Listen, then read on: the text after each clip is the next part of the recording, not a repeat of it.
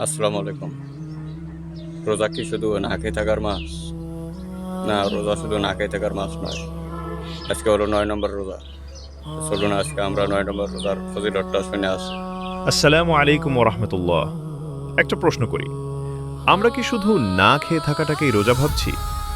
৯ নম্বর রোজা আমাদের মনে করিয়ে দেয়, রোজা শুধু ক্ষুধা আর পিপাসা নয়, এটা ধৈর্যের প্রশিক্ষণ, এটা নাফসকে নিয়ন্ত্রণ করার শিক্ষা, এটা আল্লাহর কাছে আরও কাছে যাওয়ার পথ।